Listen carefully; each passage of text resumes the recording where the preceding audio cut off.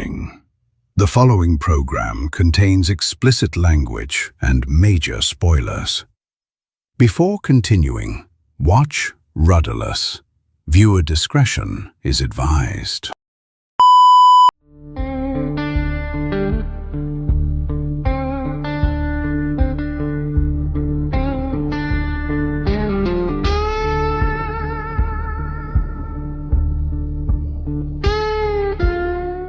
I was like 16 or something when that happened. So this is an honor for me. I really appreciate you coming on and doing this for me. Yeah, man, no problem. I appreciate it. Rudderless. When did you see this movie? Did you see it when it came out, or did you hear about it somewhere, or what? It was within a year or so of it coming out. It must have been pretty close. I think honestly, I just saw it on an ad on YouTube. The most random place to hear about it. I was just kind of sitting in my apartment. I had like a 1-bedroom apartment at the time, and I remember I was just kind of going through YouTube, and it advertised this movie, and I don't remember what it was about it, but I was like, that looks pretty good. I mean, I could use something to watch tonight.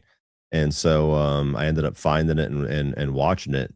And it's one of those movies where like I really liked it when I first watched it, but every time I've rewatched it, it's like that love just grows. And so there was something about it, something about the soundtrack and the way that the twist or the reveal or whatever kind of hits you. And I thought it's one of those movies that has just like a perfect ending, just a perfect note to end on, no pun intended. And so I just kept having this desire to keep going back to it. And so I probably watched it 15 times at this point. But yeah, it was just one of those little hidden gems that I honestly think it was just a YouTube ad. Otherwise, I would have never heard about it. Yeah, see, obviously the first time I heard about it was from you. You've spoken about the movie a million times now. I think I'm And responsible for at least half of the people who have seen the film. shit, if not three-quarters of them. Yeah, so I watched it for the first time probably, hell, it might have been a year ago or so. It was around the time Deadpool and Wolverine came out. And it was a time where I just started doing my reviews, but I was doing them on Twitter. So I was trying to get something up. I was too shy to come on YouTube yet. Mhm. And I was like, well, shit, look, I had just watched Aliens and Alien for the very first time. Oh But while I man. was watching them, I was in the process of rearranging my house and doing all kinds of weird shit. So I turned on Rudderless, and I knew I loved the movie, the parts that I seen, but I honestly didn't pay a whole lot of attention to it. Mhm. And then I think within the past month or so, I've been looking for it on Blu-ray. That way I can watch it at home. It's gone, Yeah, you got to find like a foreign Blu-ray or a foreign dude. release for it. It is, I think, on Amazon Prime for a digital release, but yeah, for physical, I think I snuck in and got the one Blu-ray for the 4 days Ever they had made. it. Yeah. Yeah, and I'm jealous of that limited edition that Chuck got you. Mhm. I seen that on your thing. I went to go buy it actually, and it's like 66 fucking dollars. So worth it. Yeah, but I don't make a whole lot of money, dude. I get it. I get it. I get it. Yeah. But but yeah, so I watched it again about a month ago or so, and I watched it with my girlfriend. I actually bought it digitally. I hate doing that, but I bought it Mhm. digitally and watched it with her. She might be the only person I've ever heard of that's watched it and did not like it, unfortunately. I know, sin. But yeah, so she didn't really care for it, but I Mhm. fell in love with it like all over again. And the ending hit me really, really hard. There she is. Anyway, the Speak of the devil. yeah. But yeah, so the ending hit me really hard, and what's really messed up was the revelation of the twist with when I first, realized it was like Selena Gomez tells him, "Hey, it's messed up what you're doing." And like you said in one video, you was like it come off like maybe she's offended by the plagiarism. Yeah. But then, the next scene, hard cut, by the way, the graffiti calling his son a killer, Mhm. and it's revealed to the audience that his son was actually the shooter of the school. When I first watched it, I was like, damn, so he didn't know that his son was a shooter the whole time? And then Uh-huh. I was like, wait a minute, no, he knows. That's a reveal to us, not him, Mhm. obviously. And then at the end, when he takes his son's song, it comes full circle. The movie opens with that song and closes with that song. And then I guess I would assume that the son never finished writing the song, so he finished writing it. Yeah, so the whole movie, he's taking these completed songs from his son's, little CD collection in his notebook or whatever, and he's inadvertently kind of passing them off as his own, or at Right, least taking the credit for it somewhat. Whether he directly says this, I wrote the song or not, everybody just assumes and he doesn't correct anybody. And right, then the end, what makes it powerful is that you had the one song that he didn't finish. It was one that he was working on, and then the tragedy happened or whatever. And so the majority of that song actually is the first thing that is Billy Crudup's character's song, right. but he immediately opens it up with "This was my son's song," and so it's kind of like him in a way giving it back, and the whole song, like, it kind of has a double meaning the whole time that you're listening to it. So yeah, it's just so much wrapped up in that final song and the It, ending, and then just I love the moment where he gets, he sees everybody's emotional reaction, and then he just walks off, and you just see the microphone and the stool, and then it's yeah. over. I thought it was amazing, and Mhm, it's one of the best soundtracks to a movie. It's one that here recently at work, I've been listening to that a lot. And like mhm, you probably can't barely see it, but I play guitar. It's hanging up over there. And then just today, I came home after I got off, and I was like, you know what? I'm gonna learn Over Your Shoulder and Sing Along, which is the title of the last song. mhm. Um, yeah, I loved just like you said how the movie wrapped up. The him playing all these songs that are his sons that are fully completed and everything, and then finishing the movie, and I guess his journey with performing his son's songs with the Mhm. last song that he was actually able to finish writing for him to him. Yeah, I thought that was beautifully done and constructed. I think William H. Macy's a genius in that regard. Mhm. Not only does the ending hit especially hard for me, it was so messed up, and how I didn't know this is crazy. I texted my dad immediately after the next day and told him, I was like, hey, I bought Rudderless. It's on your Voodoo account, which I put all your damn movies on. Go watch it. Like, now Mhm. you have no excuses. It's there. And then he said, yeah, I love Anton Yelchin. Too bad he passed away. I was like, huh? Oh yeah, you didn't know that? Yeah, I it did not know that, dude. was about I a decade mean, or so. Yeah, and yeah. it's crazy. It was like, especially the way my dad talks, he texted me how he died. And I Mhm. was like, the hell you writing me a Final Destination plot? Like, As crazy as it seems, yeah, that is kind of the way that he died, was like a Final Destination movie. It was jacked up. besides the obvious theme and story of the movie, what are some, I guess, happier moments of the movie? Because you look at the movie, it is a pretty dark and unsettling, very uncomfortable type of movie. Hmm. What are some brighter moments that you get out of that movie? I think the brightest thing, honestly, is that, like, you don't. I like the fact that the movie doesn't really spell out for you what exactly was the issue, if there was an issue with Josh, the son. Right, Did he not have much of a relationship with his dad or his parents? Like, you get the indication that he wants to hang out with them more now, but maybe he's in college and he's like, man, I don't know, like, that time has passed. Like, you can kind of fill in the blanks yourself. But regardless, mm, you have this father who now has this giant void where his son isn't there anymore, and it's caused his life to literally spiral. And to me, the brightest spot in the movie is that he kind of tries to fill that void with being a father figure to Anton Yelchin's character, who very clearly didn't have much or any guidance at all the more you find out about him. right. And And they show so, you with his mom and everything too. So, yeah, exactly. And so you have this kid that clearly has a love and a passion for music, but just doesn't have anybody to encourage him or to push him or to make him do the uncomfortable thing to make him get out there. And so that whole relationship in the movie to me is really what makes it, where he doesn't really want anything to do with him at first. And the Anton Yelchin is the one who's kind of being the overbearing, like, nagging personality. And then finally he kind of starts to get into it. And then that role kind of reverses, where he's like, no, you're going to get on stage. No, you're going to do this. You're going to go right. talk to those girls. We're going to do this. And then even at the very end, again, I like the fact that you don't exactly know where everybody's going to go after that. They give you enough of an idea that, of course, he gives him the guitar, kind of reawakens his love for music, tells him to keep going. Quitters never win. Right. And he clearly gets back together with the band and they're doing their own thing. Do they ever meet back up with Sam again? Who knows? He's clearly bought the music store, so he's going to be kind of a mainstay in that side of that industry in that little town somehow. But yeah, it's just the way that he kind of finishes that song at the end and, fills that void of that last piece of music for his son. It feels like he also fills that void kind of in his heart by leading this kid down a good path when, whether it was his fault or just the way that the cookie crumbled, his biological son got led down a bad path.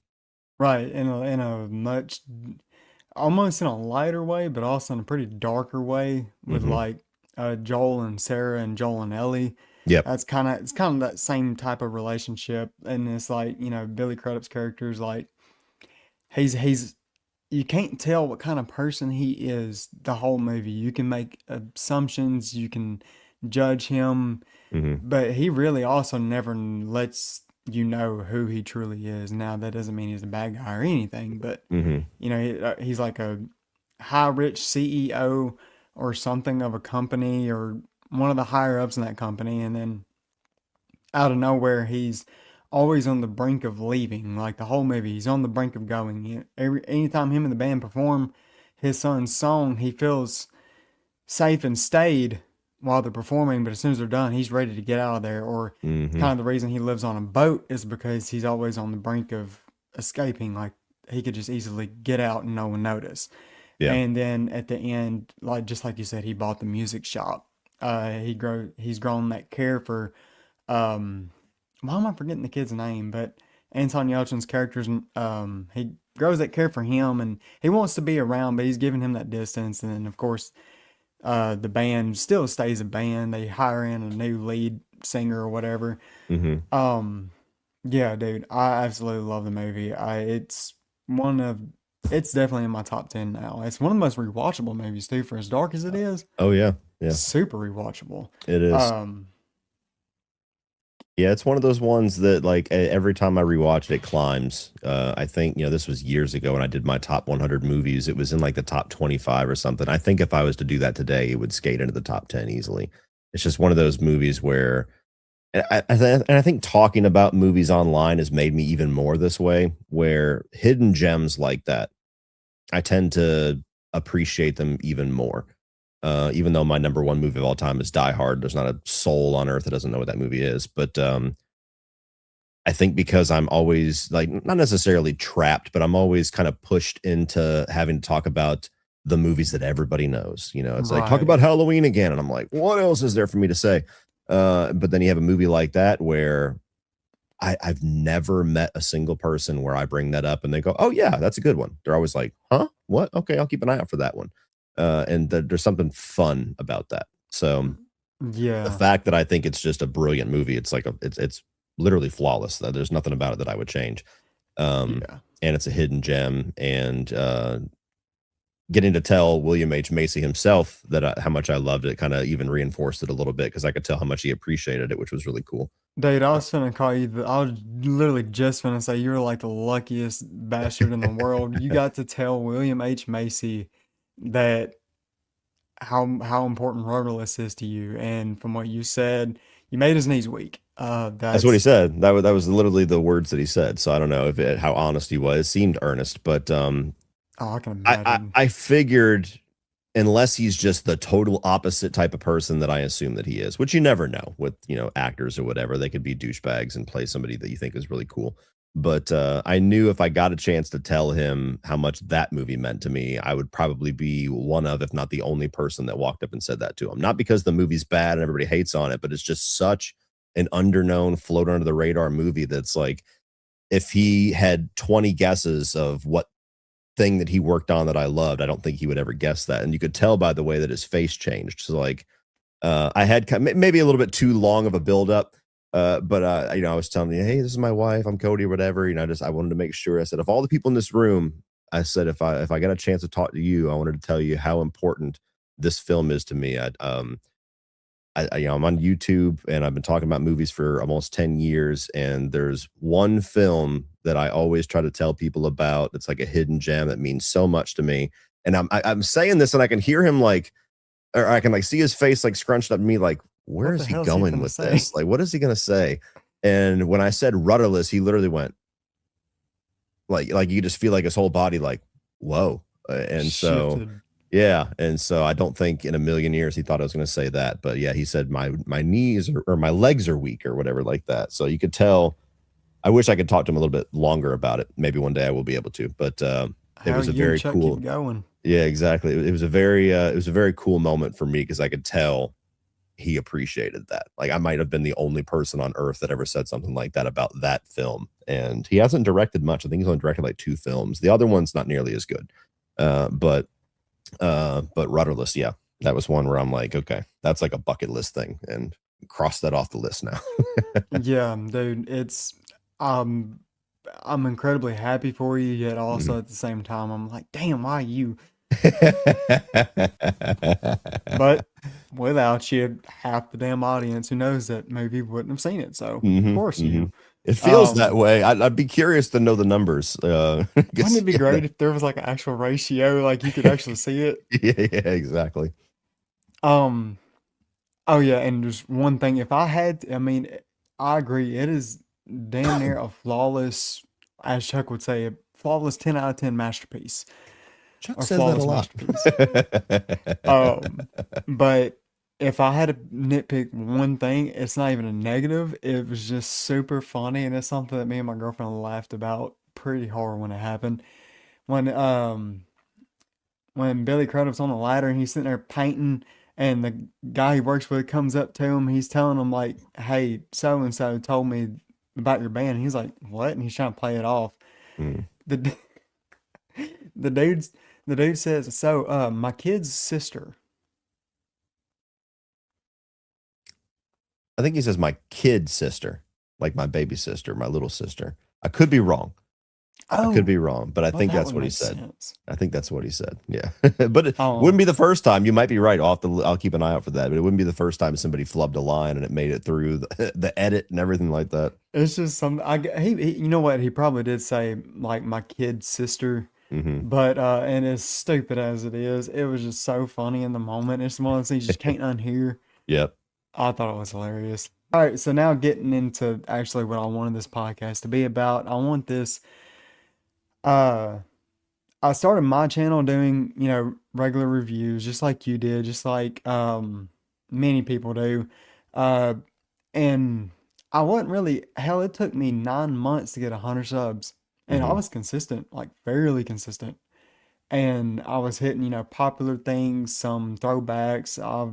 I had kind of I didn't have a niche, but I stayed within mainstream, but also went back to classics I never seen before. Hmm. Fell out of love with that, got pretty burnt out, and I still want to create. I want to talk to others, and I'm not good at the review format, and I do love talking to other people, meeting new people, and still talking about movies. Hmm. So I was like, why not, instead of being the millionth talking head on YouTube, I could be the millionth podcast, because There you now go. there's a million of them. Hmm. And so what I wanted this to be was people like you, John Campia, all the other amazing guys out there that do these movie reviews, talk about movies. Y'all are what influenced me to get on YouTube in the first place, to take my first step, Hmm. especially you. This is why I asked you to be my first. Um, and so I want to know who influenced you into starting your channel first.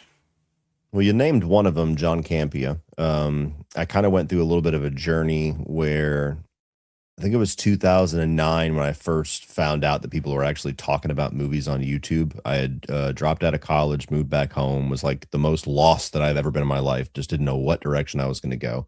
And that's when Jeremy Johns and Chris Stuckman were kind of like the main 2 guys. There might have been a couple more, but they were like the main 2. So they were definitely an influence very early on. John Campia and I started getting into Schmoes No, which isn't a channel anymore, but that was Christian Harloff and I'm blanking on the other guy's name. But anyway, it was Christian Harloff that I was really kind of following on social media. And then right around the time I started watching him and Schmoes Know, he ended up moving over to AMC Movie Talk, is what it was called at the time. And so I kind of followed him over to AMC Movie Talk, and that's where, I got introduced to John Campea and John Schnepp and a bunch of other people. And John Campea kind of became the one that I really like lasered in on. There was just something about his style, his passion, his energy, his education with everything that I just really loved, and followed him. I don't watch too much movie related YouTube anymore because I spend so much time in that headspace, but I'll pop in Right. every once in a while. But all the way up to him leaving and creating his own channel. So John Campea was a big one. Another huge one is Double Toasted. They used to be called Spill.com, but it's a couple of guys from Austin, Texas, and they used to have like 3 or 4 different co-hosts back in Spill.com, but they used to do like animation. It would be like a cartoon version of talking heads that were Mm. reviewing movies, and it was just always very fun and very funny. They always had a great sense of humor. Eventually Spill.com had to go away, and then they just kind of went independent and did Double Toasted, which is similar but not quite as animation driven. But those guys I've always thought were just so funny and very fun to watch. And luckily I was able to meet both of them, Corey and Martin, at last year when I went to Fantastic Fest. And so now I've hung out with them a couple of times. I went out to Atlanta last year to go see their little live show. So they've become friends, or we've become friends, which is really cool because I've been watching them since like, well over 13 years. That's So they awesome. were a really big one. I would say my style of just kind of riffing and going off the cuff and being more comedic really comes from them. And then uh, those are the main two. I mean, like I said, Jeremy Johns, Chris Stuckman, bedrock. I kind of fell off of their channels after a while, but they were very influential early on. But somewhere between John Campea and Double Toasted, those were probably my 2 biggest influences. Got you. Yeah, and also just one more thing. Something else I wanted to do with this podcast was to try to dive deeper, ask more of not unusual, but like questions that you haven't fucking heard a million times. I've listened to a lot of your interviews. Not many of them left. You've been asked a lot. Mhm. Um, and so I relate a lot to you and how you grew up. The mom and dad situation, how close you and your dad are, Mhm. your dad showing you movies and stuff. I relate a lot in that way. And even if you say your dad, um, who in your life has been the most influential in any aspect, the one that's helped you gr- grow the most, positively, negatively, ups and downs, everything? Yeah, I mean, I think the easy and the honest answer would be my dad. I mean, he was my only influence for the most part for a big chunk of my life. So I think I'm the oldest of 5 kids, but him and I are the most alike because we spent the most time with just each other. And so we're like, best friends in a lot of ways. But yeah, just kind of teaching me the right and wrong way to be, teaching me who to be as a person, very much shaping a lot of my interest and my influences early on. And as we've gotten older, obviously I've developed my own personality and we have a lot of differences between us. But even as an adult, there's sometimes I think our differences kind of makes us both better. There's things that he believes in and things that he is really important to him that I kind of push back on a little bit, and vice versa. There's things that I do or things that I'm a believe in that he'll kind of push back on. Even as a parent in a lot of ways, like I'm very much like I've definitely tweaked my style and certain things that I didn't like growing up that I didn't want to repeat or whatever. But there's a lion's share of how I am as a dad that is just like straight up a mimic of my dad. And good and bad. I'll be honest. There's good things about it and bad things about it. Yeah. But there's even times where he'll be around as a grandfather, and he's like, man, you gotta calm down a little bit. And I'm like, oh, you're one to talk. I Yeah. get it from you. And so This ain't beating their ass up and down the hallway, dude. Come yeah, on. yeah, yeah, yeah, yeah. Exactly, exactly. And so Yeah, he's definitely a big one. As I've grown up, there's been a few others. I don't hang out with him too much anymore, but I was really good friends with. He's actually not too much younger than my dad, so it was kind of odd that we were so close. But in my early 20s, I was very close with a guy that kind of got me into working out and taught me a lot about relationships and stuff. And eventually, I worked for him when I was doing construction for a while, which unfortunately was what kind of pushed us apart a little bit because as great as he was as a friend, as a Yeah. boss, not so much. But he was a big influence in a lot of ways. And then, oddly enough, at that construction job, a man named Ron was a really big influence for me, and somebody that kind of sneakily was somebody that I really respected and really wanted to kind of become more like. Just it's an older black guy that I just started working with, and then find out he's a pastor and he has his own church, and he'd tell me all these old stories working in this construction job for 20 plus years, and we'd always make each other laugh, and I'd have personal things going on, and he'd be the one that I'd trust most to talk with, and he would just walk me through some certain things. I worked side by side with him for almost 4 years, and so we were literally like family, and he ended up being the guy that officiated my wedding. And so I still keep in contact with him quite a bit. I saw him last Christmas. He finally came and saw the house that we had bought and everything, and caught up with us. And it was really special to me to be able to kind of hang out with him again. But there's been a lot of people who have kind of touched my life and shaped me in small, medium ways all throughout. But those are three that I could think of now that were pretty big. Yeah, same for me. Me and my dad are really close.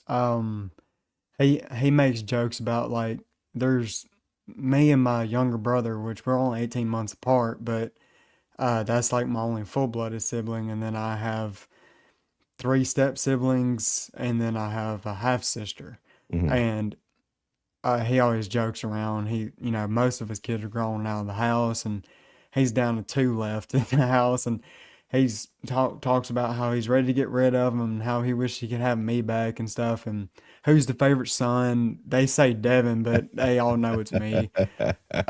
There's little jokes like that. That's the And running joke in our family as well, is that I'm the favorite son, and so my dad leans into it. Like, my sister would be like, "Your favorite child's here," and he's like, Cody's here. Where?" And so he runs into it, and I haven't done it yet, but I've joked around that I'm going to get one of those like employee of the month plaques, and it'd be like child of the month, and it's just going to be a bunch of pictures of me January through I'll, December. dude, that'd be hilarious. Yeah. Yeah, I relate like with the dad part, and then like you said like coworkers, stuff like that have been influential. Um, Me leaving, growing up, getting out of the house, being on my own for so long, I had someone that was kind of family to me, and stuff happened, and I'm not gonna get into detail of that, but that was a pretty traumatic situation for me at like Hmm. 18, 19 years old. This man who I thought he was, who taught me a lot of stuff, became like my best friend. Stuff happened, and he's no longer around. And um, I was kind of like on my own. So then I relied on that influence. If I didn't have my dad, didn't have this guy, not actively looking for it, but you find those in others. And like Hmm. there's an old man I work with now, Joey. He's such an asshole, but I got a lot of love for him. Hmm. But yeah, he's old and wise as hell, smart as hell. He's taught me a lot, a lot. I thought as a 20-year-old at the time I was, would think, there's nothing left to learn. You know everything. Oh yeah. No, Oh yeah. no. 2 years later, and I still know there's a lot to learn, and he's taught me a lot. So yeah, I can relate in that way. So next is what maybe, if any, celebrities, directors, actors, musicians, of that type, any of those have been influential on you in your life? Oh yeah, I mean a ton of them. I mean, there's plenty of. I don't even know if there's really like one specific one. There's a lot of people that are like can point to one, but for me, I mean, it's all the way back from whether I'm watching, Nightmare on Elm Street and Child's Play as a kid, all the way up to movies today that I see premiere at film festivals, and it's just some independent film that a guy's throwing out there as his first feature. I just get really influenced by and inspired by people who have a story to tell and have the piss and vinegar and the drive to actually make it happen. Because for as much as I might and everybody else that talks about movies might make it seem like we feel like it's easy, like it's so easy to make a good movie. How do you keep fucking it up? And it's not that way at all. I think most people that know filmmaking and the process, they know it's unbelievably hard. Like it's a miracle we even get any good movies. Exactly. Um, and so when you see certain ones, especially from like first time filmmakers with not a whole lot of resources and not necessarily a lot of Hollywood, behind them, make something that you think is awesome is just really cool to me. Every time I leave a film festival, I'm like creatively pumped. I'm like, I'm gonna go home and write shit. Like I'm gonna go do this, and just on the plane ride home, I'm writing down ideas, and I'm buying screenwriting books on Amazon and stuff like that. Got the Uh, bug immediately. yeah, exactly. And so it's really everybody to certain degrees. I mean, of course, you can throw out my favorite directors. I mean, you got like David Fincher and Tarantino and Spielberg and John Carpenter and all them. John Carpenter, I feel like if I do start making movies, will probably be my biggest obvious influence. But Kind of like the blueprint you'll go to just for help. yeah, and it's funny because like I haven't written full scripts, but I've written like outlines for things. I've written little stories and little story outlines, and I'll bounce it off of some friends of mine. And it's weird how sometimes you don't even realize which influences are bleeding into stuff like that when you've been influenced by so many things. Right. Because I've got a project that I'm a part of I'm not sure exactly when it'll come out. It might be later this year, it might be next year, but it's like a collection of short stories and I was kind of going through a couple of different ideas, and I sent it to my buddy Joey, who's nuts like me when it comes to nerd stuff and film and writing and screenplays and storylines and everything. So I sent it to him, and he's like, "Yeah, man, like I'm reading this, like I see Butterfly Effect in there and Pet Cemetery," and I'm like, "Oh shit, that is in there, isn't it?" Like like you Damn. don't even realize, you're like, "Oh, I get yeah." It's like inadvertent; it just kind of like comes out of your brain. Um, but yeah, I gave you a very long answer that's not even a specific answer, Dude, but go on. so many filmmakers and actors and all that kind of stuff, just their work, hearing them talk about their craft, and then as far as music, yeah. There was one point where I would have told you, like in my mid-teens, that I wanted to be a rock star when I grew up, which I think everybody has that phase at some point. Trick or But treat, mother. there you go, exactly. And so whether it's certain songwriters, whether it's just certain frontmen, like Corey Taylor's a big one for me. And just I've read a couple of his books and hearing where he came from and where he is now, and all that different stuff. Just creative people in general always influence me and inspire me. Yeah, like that's something that like even down to the point to where like I watch not as many as I probably should. Now I'm it's so hard for me to go to the theater and watch a new release. So I'm trying to now dive more into movies like Frailty I still haven't seen. Um Ooh, that'll be a uh happy day. Session 9 or all those hidden gems or movies, just any classic like Godfather. I haven't seen Godfather. I haven't seen 20 Weeks Later or 28 Mm, Weeks Later. There's a bunch I haven't seen and whenever I do dive back into those, I get influenced and like I start writing weird shit, just coming up with random ideas, and then mhm, eventually you start like you said, unconsciously, like you start storing so much stuff back there that you go to create an idea, and eventually it's like some kind of potluck of all these other things that you've seen before.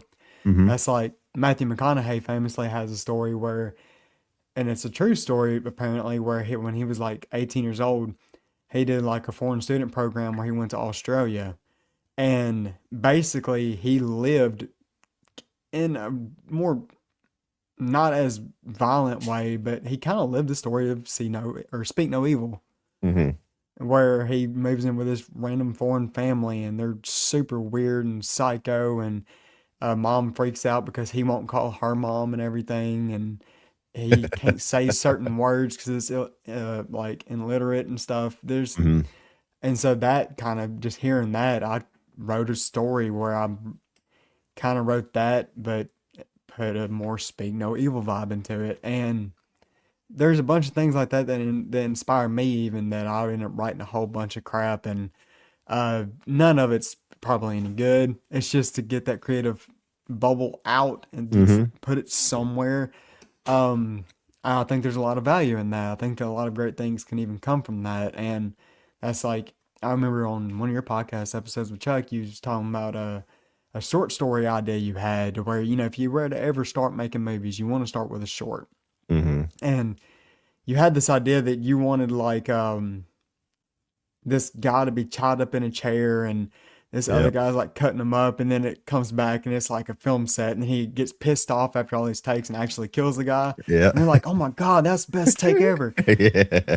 Dude, that inspired me. I wrote my own short, on 8 minute short, something like that. And so yeah, the inspiration come from many different things and influences us to create many different things. Halloween, uh, that and Friday the 13th is one of the biggest stories ever Hmm. of influence. So, are there any, even if there were valuable outcome, which surely, because you're a very smart guy, you seem like a very stand up guy. So, are there any negative influences that had positive outcomes, whether you had learned the hard way or, like, for example, and we ain't got to get deep into it, but your mom, Hmm. it's a negative influence. My mom was a negative influence. Unfortunately, I had to actually go live with that influence for a while. Oof. Yeah. And, and luckily, when I was like 14, I was able to get out of it. But yeah, so I actually ended up living with my influence, and learned a lot of valuable things through. I'm not going to be Jamie Lee Curtis throwing the word trauma around 100 times, but it was very traumatic situations where at the time I didn't even know they were traumatic. I didn't know they were Hmm. traumatic until hell I got with my girlfriend, and she told me, she's like, "Your childhood was bad, dude." Hmm. Um, but yeah, there's a lot of valuable lessons to come out of that. And same with my step siblings, they had a very similar life. What are maybe some of the biggest lessons that help you as maybe like a father, for example? Yeah, I mean, you kind of hit the nail on the head with the big one there. For as much as my dad was a big positive influence, yeah, my relationship with my mom was the opposite. And I think there's a dime a dozen stories where something like that can actually like really destroy a person's life if they let it. And luckily, I think I'm one of those stories where I never let it go that direction. A lot of that, my dad didn't let it go that direction either. He was always there to shield me from a lot of it and always kind of pull me back to center. Um, but there was a lot of things regarding my mom that, definitely pushed me to be the way that I am as far as, how I view parenthood and, responsibility and stuff like that. And then my dad just reinforced that with what he did, making $20,000 a year, raising 5 kids, 4 kids by himself. And so, I look back at stuff like that. And I'm like, I don't know how the hell you did it. Like every time I feel like I should bitch about something small, I'm like, shut up, just Yeah. move on. And so that was a big one. And I've had a couple, not many, luckily, but like, maybe 2 significant, like really close friendships that ended badly. That you kind of have one of those things where it's like you feel like you were really close with somebody, and then it gets to a point where you're like, I don't know who this person is. Like, who the hell did I think they were? That was a brilliant mask you wore for years. And so there was a couple of things like that that certainly taught me certain ways about, luckily never let it break me or like change me into some like really distrusting person, but be a little bit more weary of people. Pick up some of the red flags a little bit more for people's intentions, because everybody loves to smile at you, but sometimes there's some very weird intentions and agendas behind those smiles. And so, I've always been somebody who is very trusting of people and a people pleaser, and I try to be friends with everybody as much as I can. And I'll do anything for anyone, even if it's just somebody I just met. And sometimes there's a lot of wonderful things that come from that, and sometimes you get yourself in a little bit of trouble for being that type of person, very easily taken advantage of.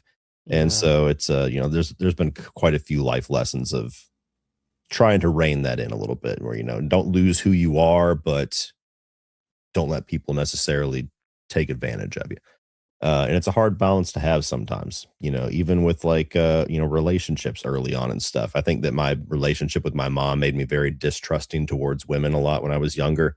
And so I Mhm. had a very hard, delayed time really having any kind of meaningful relationships. And the ones that I did have, I seem to always end up with somebody who is very like self-absorbed, where it's like, this relationship is about me. I don't care what you get or what you want. And it always took me a while to kind of see that. And so that was one of the things that when I met my wife, I've told her this before, and I think she always thought it was just like a line, but it was the truth. She's the only girl I've ever been with that I actually loved. And so, luckily it worked out.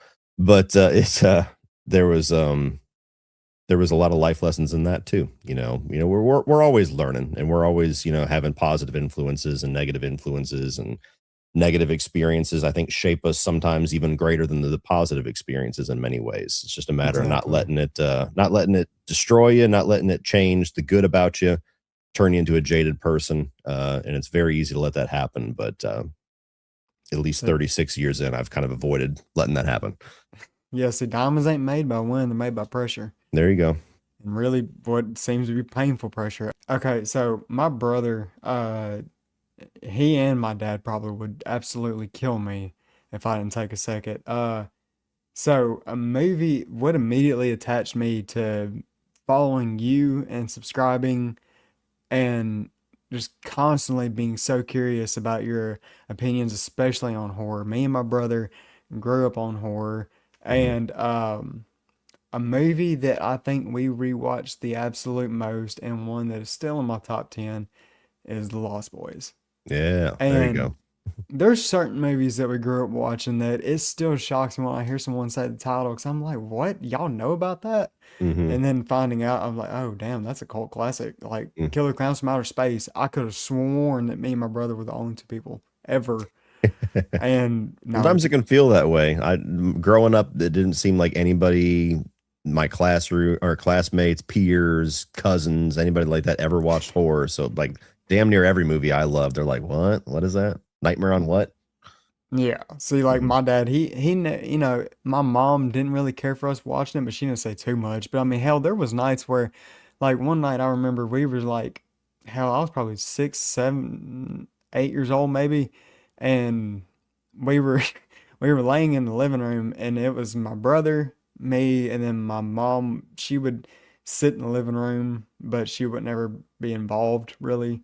And my dad, he would be involved. He'd probably be in the floor with us Mhm. and we did a triple feature. We watched Pumpkinhead 2, and then my dad turned on Judgment Night, the one with what is it, Dennis Dennis Leary? Leary? Yeah. Yeah, that's a good He one. turned on Judgment Night, and then I don't know why he turned on I think Jason Goes to Hell. And That was a it that was was a a weird marathon.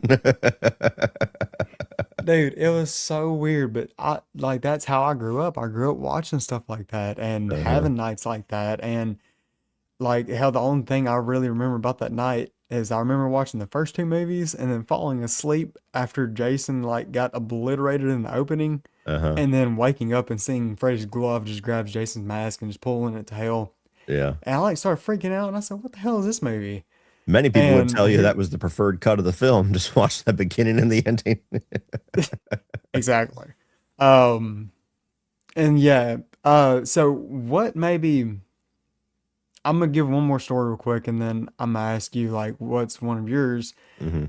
A story that I have, like a memory I have with a movie, like tied to a movie that I can just never forget. Anytime I think about the movie, I think about this. And it's one with Freddy versus Jason, where the first time I watched it, prior to that, I was probably around 6, 7 years old, and we were living in Texas, and my dad was around his family 'cause that's where they're from.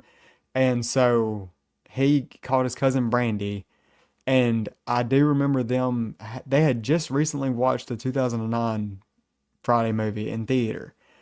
And that week they've been talking about like all the movies and stuff. I've seen most of them. And they started talking about Freddy versus Jason. And I'm like, wait, that's a real movie? Like that actually exists? And they're like, yeah, you haven't seen it? And me and Devin were like, no, we haven't seen it. Dad never owned it.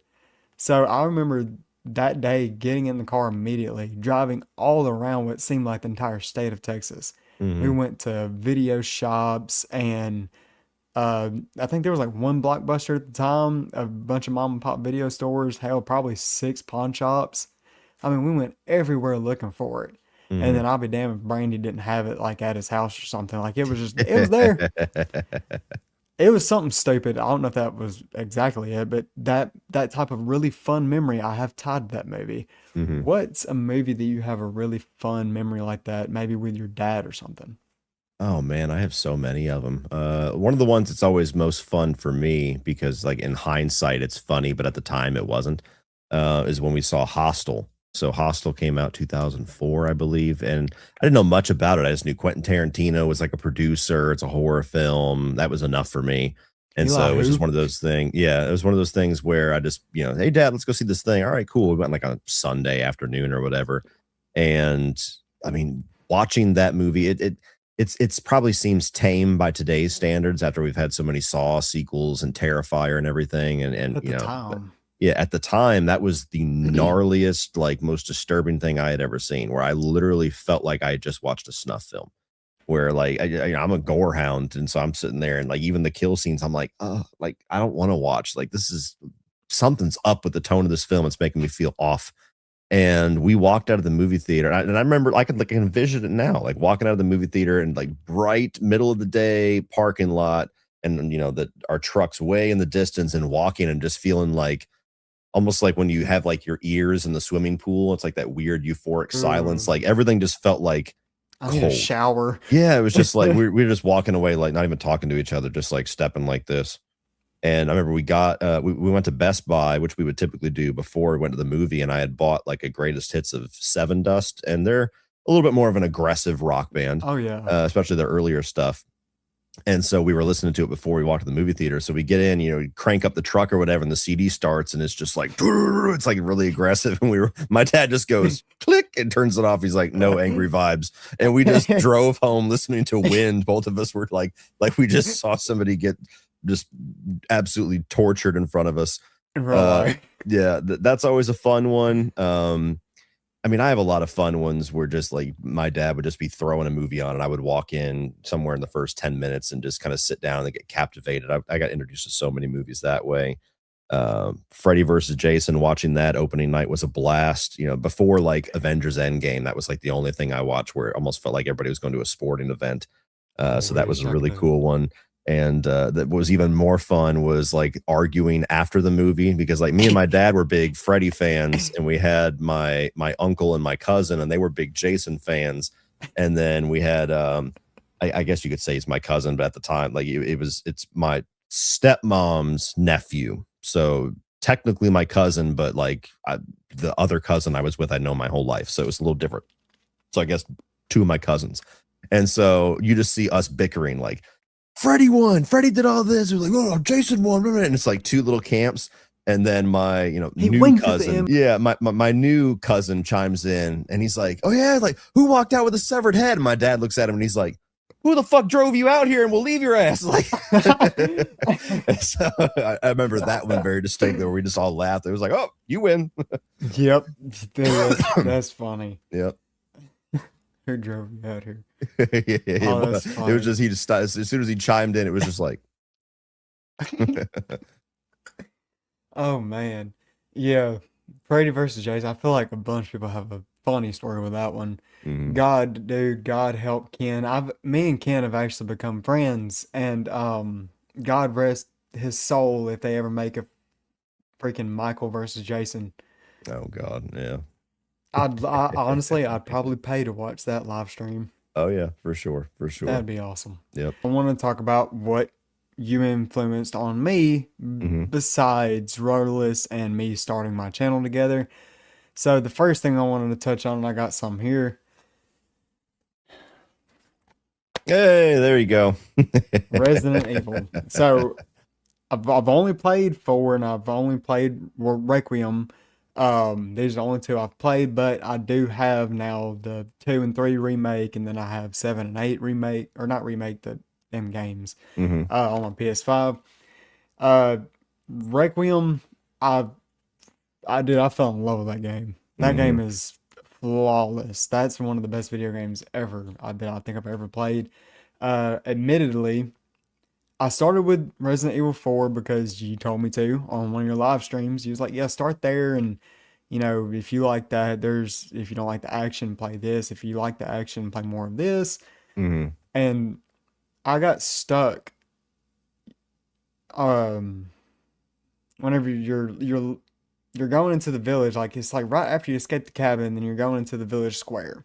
Mm-hmm. And all you got to do is run around for like what, 2 minutes and wait for the damn bell to ring. Oh my God, dude. I spent 4 days in a row, 2 hours at a time, and didn't understand that. And Uh-huh. dude, I got to that damn gate and that damn chainsaw guy kept coming after me, and I was like, what the fuck do I do? Uh-huh. And finally he told me, he's like, dude, what the hell? Just wait around. Like, what are you doing? Uh-huh. So finally got past that, got really far into the game. Haven't quite beat it yet because I haven't had the time. Mm-hmm. Requiem came out, the only game I've ever bought on the second day. Mm-hmm. The second day it came out, I bought it on physical because I wanted to have it. And honestly, I played with headphones and it was dark and I was alone. And I'm not good at video games. I'm very new, very Mm-hmm. new. Not great at video games. I had it on, I think the standard classic, and not the easiest for me to be honest with you. Mm-hmm. That damn shadow monster got a hold of me a couple of good times, and I Oh called yeah. it quits. Then I let my girlfriend play it, and she whipped my ass in it, dude. Smoked you. She's at the part where now she's at the part where I think you're finna get on the motorcycle. I think it's finna be that chase, if I'm not mistaken. Okay. Not long from that, at least from my understanding. But yeah, she absolutely is great at the game, and I think I had more fun watching her, and I had a bigger hand in helping her solve the puzzles. I kind of bitched out and was like, "Here, you take the remote. I'll help with the puzzles." There you go. And so yeah, I that's something that you've kind of influenced on me. But not only that, as much as I love Resident Evil, I'm a huge fan of not only the show, but the video game. I There have you go. played both games numerous times. The last time I played Last of Us 1, I think it was like my third time. I beat it in 7 hours. Like, Mm-hmm. played it in just 2 sittings. So easy. The best story I think I've ever seen on any media ever. Uh, Agreed. Mm-hmm. Going through that experience, I have been chasing that experience of playing Last of Us for the first time, Mm-hmm. and I can't find it. And I think Requiem was the only one so far. There And you go. so, honestly, a thank you for showing me to those games and those shows and stuff. What is your favorite maybe gameplay section of Requiem? Oh man, I mean that's hard. Going into it, I assumed that I was just gonna immediately prefer and fall in love with the Leon stuff because I'm such a Leon guy. The original Resident Evil 4 was my first Resident Evil game. Most times when I rank them, 2 and 4 are pretty much competing for the top. And so I figured when I got into that and it was the more action horror, that was going to be my bread and butter. And I'd probably like the other stuff, but I would be like, man, when I get to be Leon again. And surprisingly, I just really fell in love with the Grace segment as soon as you're just let loose in that care center, because that care center to me was the most reminiscent of the Spencer Mansion from the original game, that of any setting that we've had, maybe aside from the seventh game. And so that really surprised me, where the classic backtracking and the puzzle elements and finding the little blood collector where you can explode people like Blade, and Dude, I was just gonna the, say like Blade. yeah, the different zombies and the way that they kind of have a little bit of like a personality and an edge to them, and the way that you have to kind of get around that. Like, it was just such an unexpectedly fun and new and creative way to experience like the survival horror section or style of Resident Evil. And so I loved, of course, the back half of the game when you're more predominantly Leon, but I was surprised in that first half, like the couple little commercial breaks that you get where you get to be Leon for like 5 or 10 minutes. I enjoyed them, but I'm like, I want to get back to being Grace. Like that was really Yeah. cool.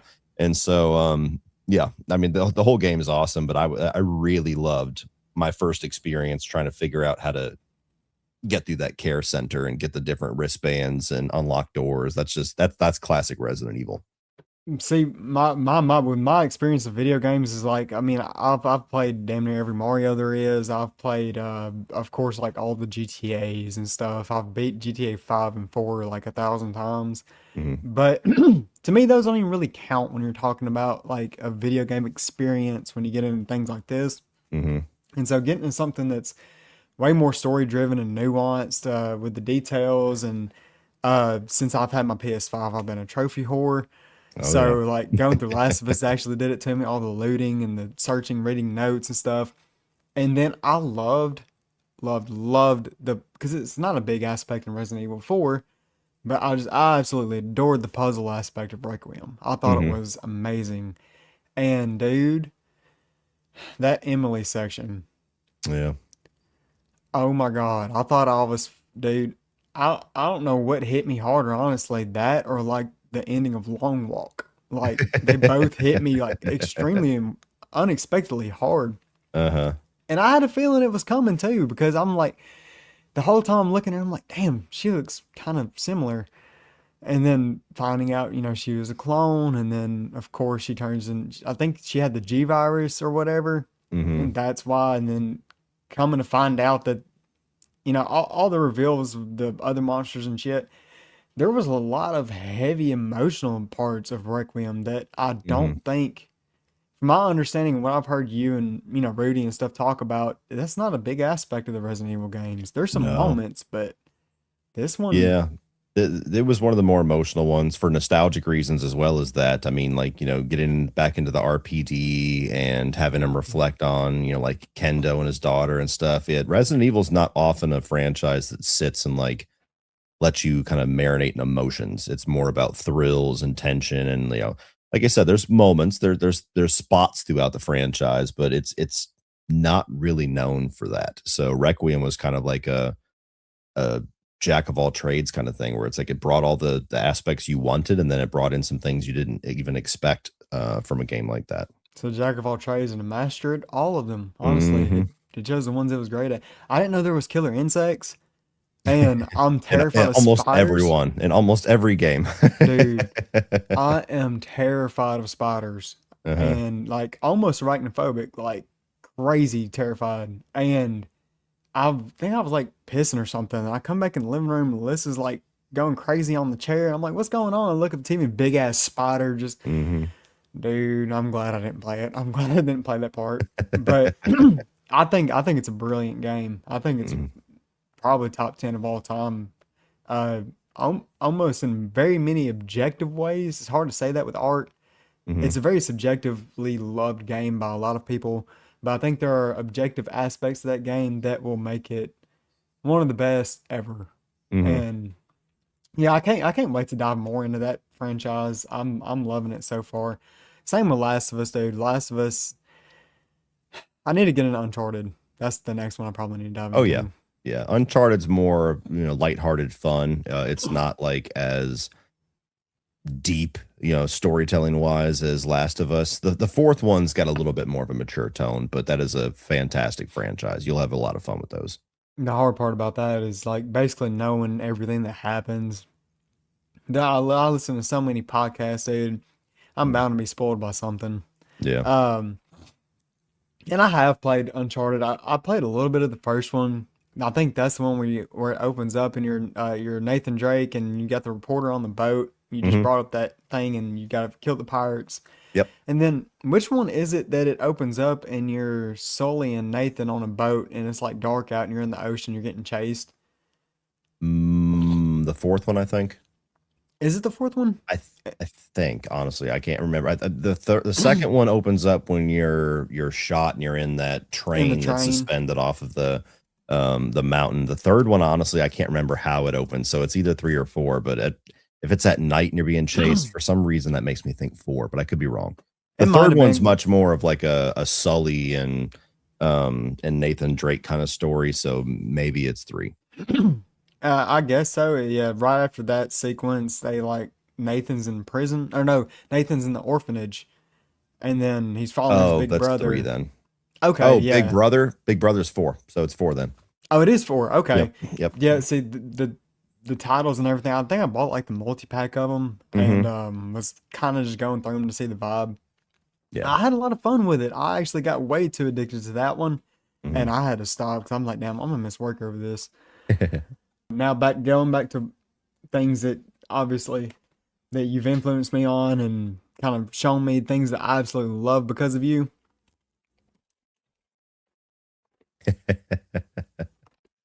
I've You're never welcome, owned and I'm sorry. Cody. What's bad is like hell, I binged Dexter like a damn crack, dude. It was like crack. And Mhm. I got to season 6 and I fell off. I haven't finished. I know the spoilers too, unfortunately. I gotta stay off the internet. Mhm. Um, but yeah, I got to season 6 and then Brother Sam died and I said, nope, Mm. I'll come back later. But because I've heard Resurrection's great, I might Season actually finish 7's it. really good too. People, so, I mean, you'll hear different opinions, but I think 7 is as close to as good as the first 4 as you get in that original series. Then 8 is pretty miserable. New Yeah. Blood really, some people love it, some people hate it, and then Resurrection seems to be like where everybody kind of really got back into it and felt like it was back to the glory days. Yeah, season 6 ain't even that bad. I might have even finished it. I might have started 7, but season 6 isn't bad. And like, I'm a Christian, but I'm not like, the stereotypical Twitter Christians, I guess I would call them. Mm-hmm.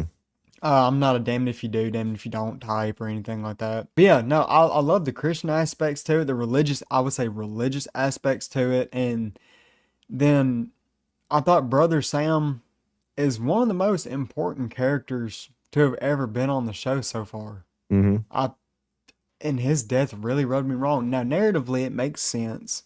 I guess helps push the character forward and everything, but I don't know. That one actually rubbed me really wrong.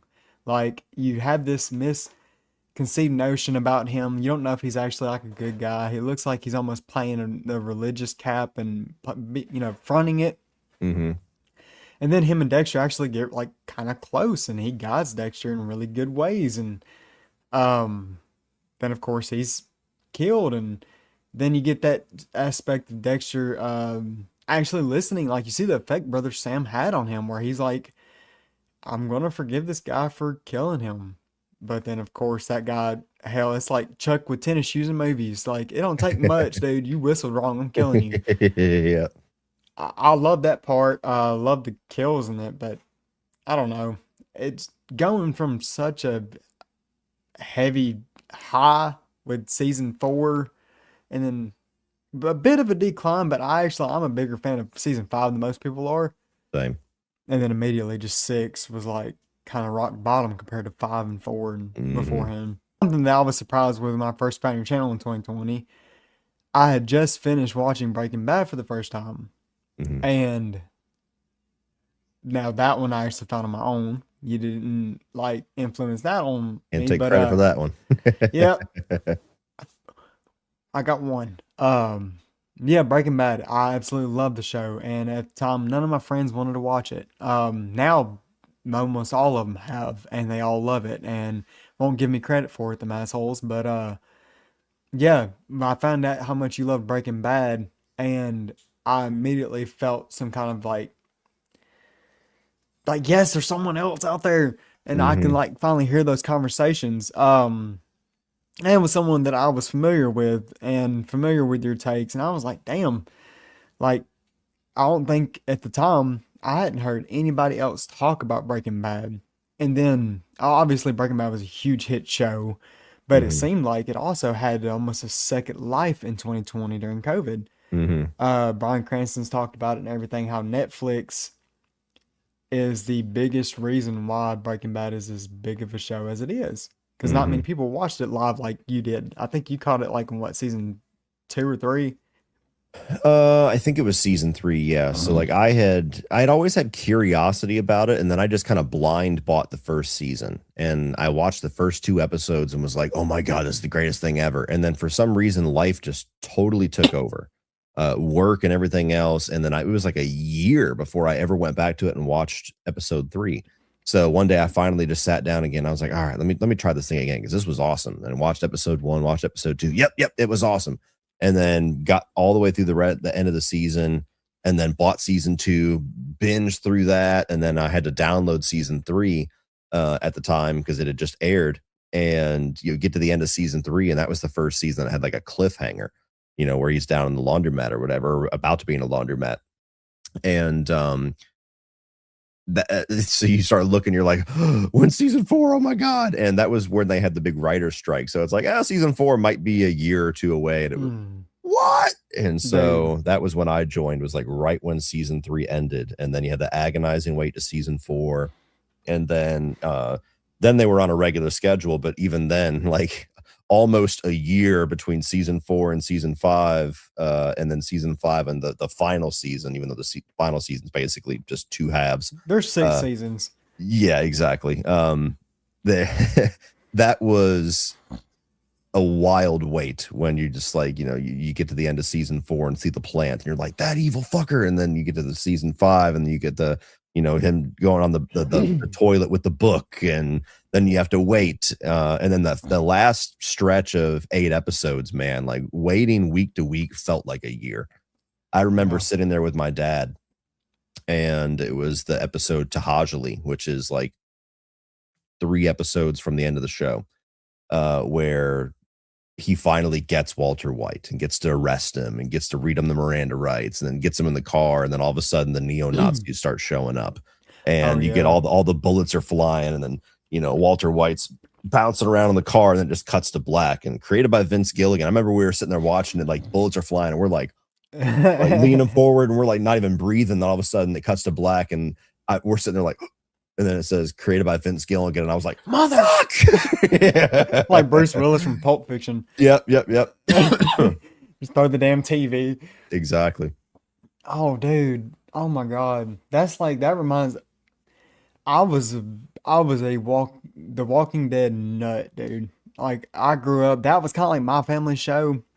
It was good at the time, so I don't feel bad about that part, but yeah, I grew up a Walking Dead fan. That's like you get to season 6, episode 16, and it cuts to black, and you hear "suck my nuts" or whatever, and I'm like, huh? Like who the hell did he just kill? And in that long wait, I remember I didn't even watch it. It took me a long time to go back to that show. That was unfortunate that I even went back. I should have just left it there. That show died when Glenn died, basically. Yeah, I couldn't imagine waiting on Breaking Bad like that. Yeah, I had the luxury. It was rewarding. I had the luxury of, you was like Vince Gilligan, motherfucker, and I had Vince Gilligan next. Yep, that dude, that would have sucked. Oh, that makes my stomach hurt. I can imagine experiencing something like that. Yep. But now it's even worse. Imagine if it was nowadays, dude. You'd have to wait 5 damn years. Yeah, exactly. You would have even remembered. You'd be like, what happened? You'd have to go back and watch the show twice just to remember. Something I'm curious about personally, with stuff like getting screeners, dealing with businesses and companies like such as the people at Netflix or Hulu or wherever you get your screeners from, all the way to even sponsors and meeting those times and those view counts and stuff. How stressful does that part get, and how obligated do you feel meeting certain expectations? Like with the sponsorship, is there a lot of pressure there, or is it just like maybe next time? Or if there's like a new show like Stranger Things and they fuck you over, then you're like, well, damn, that's a lot of missed money right there. Yeah, I don't really get stressed out about screeners anymore. I used to back in the day, where you would felt like a competition, and you felt like you get left out, and everybody else is talking about getting something in their inbox. You're like, why not? Why me? And so I used to kind of, especially with Netflix, where it felt very much like they were just so weirdly selective about who gets what and never honest. I used to be a little more stressed about that. Nowadays, I barely even ask for screeners anymore.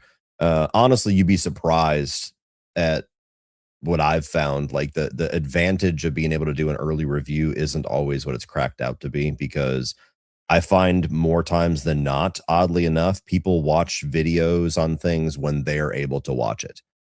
There's few exceptions out there, like, whenever I went to Fantastic Fest and got to see like Terrifier 2 or Terrifier 3, like those reviews would do really good because everybody's like, oh, I want to know now. How is it? But a lot of other movies, I find that if you're able to do an early review for it, sometimes your video won't even do as good as if you drop it, the Friday that everybody's able to check it out, because they're walking out of the theater, and then what do they want to do? They want now that they've What does seen he the think? movie, yeah. And so there's not as many people now that I've seen that want to hear your thoughts a week or two before they're able to see it, or months before they're able to see it. So I don't try for screeners as much. There's some companies that are good where once you're in with them, they just send it to you. You don't have to ask for it. Disney's that way. There's a couple others.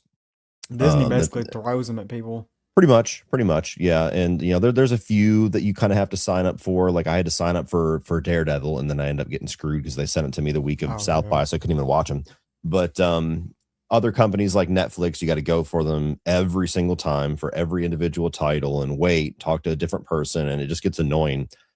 So I don't stress that one too much anymore. The sponsorship side of things, that was something I kind of had to learn. I was very dumb early on, I'll just say it, because I didn't really, for some reason, my brain didn't put together like you should always put a sponsor on a video that you think is going to do amazing, because they're good numbers for you is good numbers for them. At first, my brain was so like financially geared. This is when I was still, working full time and everything, that I was like, okay, if I get a sponsor that's giving me a certain amount of money, I'll put them on a video that I don't think is going to make as much money, because now it kind of goes out in the wash. Like if this was going to be a lower income video, now there's extra money there. Like I didn't always do that, but that's how I thought sometimes. And so I kind of found out the hard way. I'm like, why aren't these sponsors re-upping with me? Oh, because you put it on a video that didn't do so well, dummy. Um, so luckily that was a very quickly learned lesson. But nowadays it's not too bad. I for a while there, the most stressful part about it was being a sole negotiator for yourself, because a lot of these companies will try to take advantage of you. They think, most people online, most, whether you're a YouTuber, influencer, whatever you want to call it, if you get somebody offering you a sponsorship, you're just happy at the offer. You're like, oh yeah, I'll do it for 200. Right. And so you kind of had to battle a little bit whenever you're a bigger channel, and you're, like, no, my time, like a spot on this channel for this video is worth a hell of a lot more than that. Having to have those conversations and be the one who's like, they offer you 200. It's like, well, it's 1,000. And they're like, oh, well, what about 300? And it's like, that negotiation side of it. That was stressful for a while. Luckily now I have a third party company that I use that does all the negotiation for me. That's one of the only things that I've done to kind of outsource what I do. And that's taken a lot of that stress away, and I've gotten much better deals since. There's still a little bit of stress sometimes in the view count, because some sponsors will have like a view guarantee where they're like, I want a guarantee of 40,000 views or whatever, and you say yes, and if your video doesn't hit that, then you got to give them a freebie. I've only ever Right. had to do that once, luckily. And then sometimes it's just the stress of, I know I have a sponsorship that needs to come out at some point in the next couple of weeks, and you look at the schedule and you're like, I don't see any new release that's going to do gangbusters, so now I got to come up with the video idea. And It's gotta be a luckily I'm good pretty one. good at that. But sometimes it's stressful, like this past March was a very, very low view, low income month for me. Unusually so after Scream 7, I look at the schedule and I'm like, and maybe Fucking nothing till Obsession, and Spider-Man. yeah, it's like maybe Obsession in May will do good for me, even though I've already talked about it, so that might even hurt me. But like, there's not really a big, like, guaranteed safe bet movie coming out. So that's when I'll come up with like a tier list idea or some off the wall thing. Sometimes it's a good thing. It makes me be a little creative. It Mhm. makes me kind of work harder to try to think of something new. But it's mostly stress free now. Luckily, the sponsorship stuff. The only times it's ever been stressful is if you agree to everything and then they send you the product and you don't like it. which Oh luckily that's yeah. only ever happened to me one time. Everything that I do on my sponsorships, luckily I'm a fan of, or I I find a use for it, or I find that there's going to be a use for the people I'm promoting it to. But there was, I'm not gonna say what product it was, but there was a product that they sent it to me and I tried it and I was like, I turned to my wife, I'm like, this tastes like shit. Oh my God. And so I immediately emailed them back and I'm like, do I have to give some kind of an endorsement on the taste or can I just talk about the benefits of it? And they were like, well, like we want you to like it and say how great it is. And I'm like, I'm just gonna be honest with you, I'm not a fan, but like I know that people who are health nuts are not really gonna care so much about that if it's got all yeah. this other stuff. So I won't feel like a liar at all if I just don't have to say it tastes great. If I can just tell you, if you drink this, this happens. You get all this. And so Yeah. that was the only time where, you know, I didn't feel dishonest about it, but I was like, I wish I liked this. I'd feel more comfortable. But that was only That, one time, luckily. that that's so funny. Mm. The one sponsorship you had that still makes me laugh to this day is the one you had with a companion. I That was was a like, fun one for all the reasons. That was that I was still doing my own negotiation at that time, and so uh, they sent me that one, and I was like, absolutely not. And then I started looking at the details, and I'm like, that movie Companion is coming out. Like, I was more worried. Like, I knew I could sell it and make it funny, but I was more worried. Like, is this going to look bad on me, or can I actually make this funny? And everybody's right. just going to laugh about it. Like, it's a dice roll. And so I just told them, I was like, if I can market this completely my way, and you don't give me a script and tell me what to say or give me guidelines, we can shake hands. But I'm going to need a lot more money, and and I'm not showing any images whatsoever, or my shit's going to get dinged. And so That I got them to give me every single okay that I needed, and that sponsorship did amazingly because all I got was positive feedback of everybody saying how hilarious it was. I don't know if they actually got orders, but apparently they were very happy with how it did because they were like, "We want you to they're do more, and we're sending your video to everybody else and saying, do what this guy did." our website click rate is through the roof right now. What are you doing? Yeah, exactly. So it was that was a fun one that could have went bad, but it went well. Well, that one's hilarious. I've even showed a couple of guys at work. They're like, Uh-huh. "Who's this?" I'm like, "Well, for one, subscribe, but for two, this is just hilarious. This is his sense of humor." Uh-huh. Yeah, there's funny moments like that. There's also moments like, for example, I'm a big fan of the Real Rejects, like Greg Alba and Hmm. John Humphreys. Um, Greg famously has a sponsorship with Huel. Hmm. And I've heard a lot of mixed things about that product on all over the internet. I was going to ask you, have you ever tried Huel?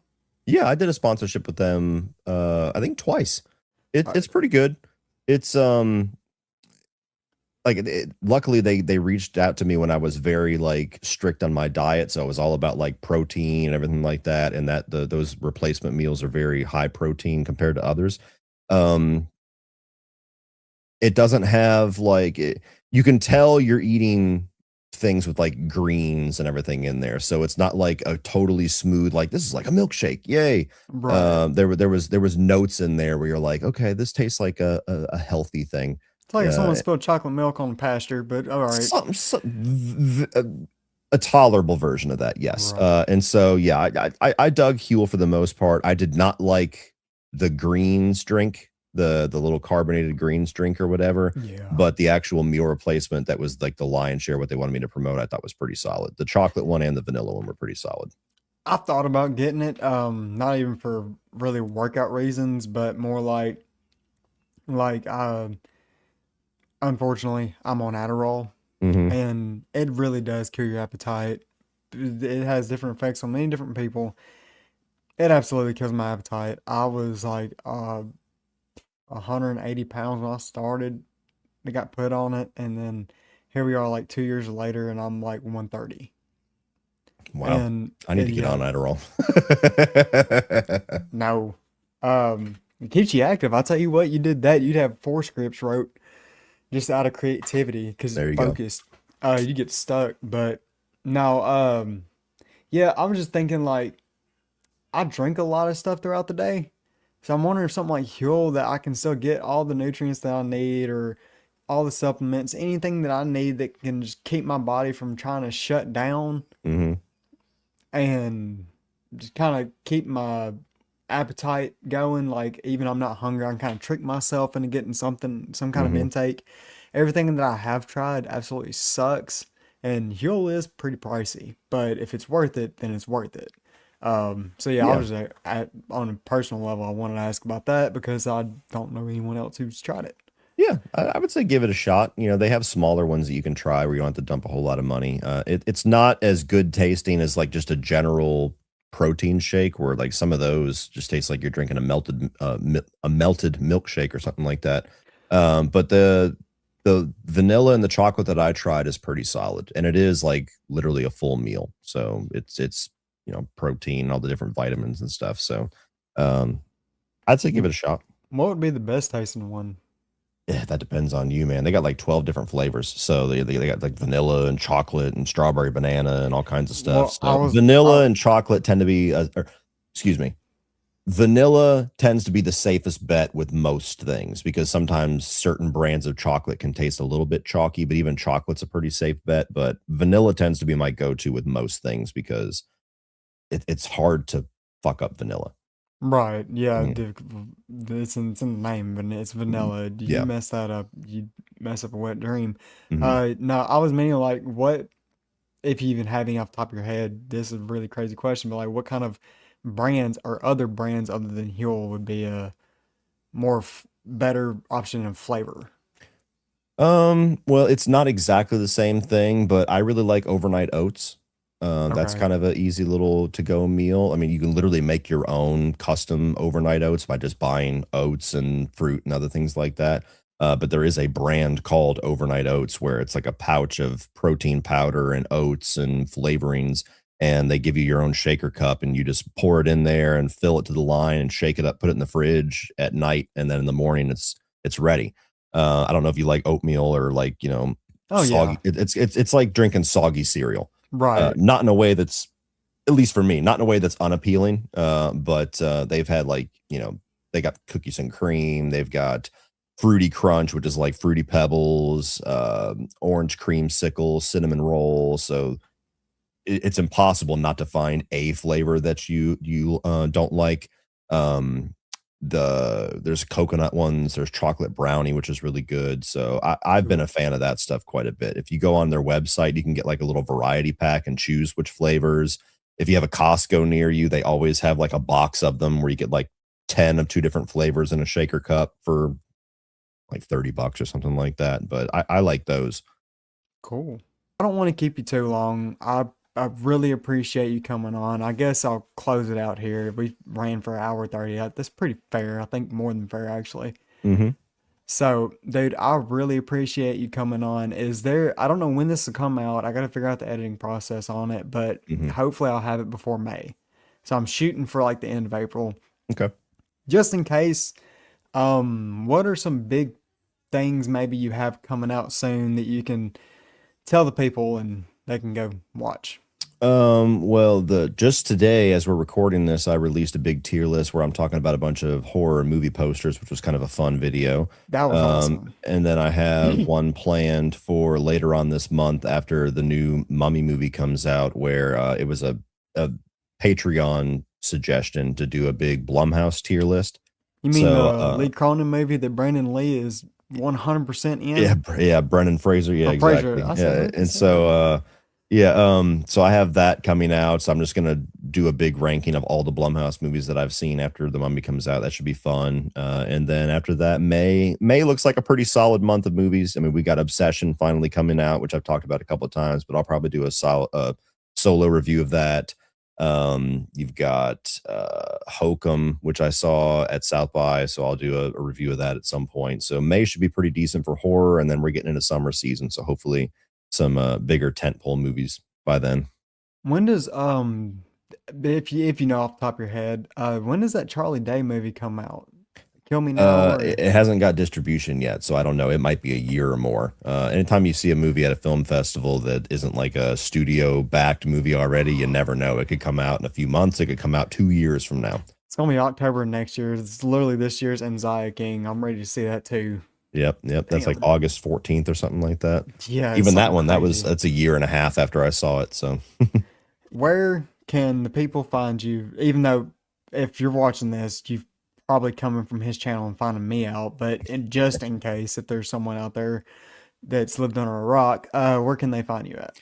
yeah, so just search my name on YouTube. I should be pretty much all the results that you'll see. Or you can just type in youtube.com/ at Cody Leach YT, I think is the way they've styled it now. They changed their links so much.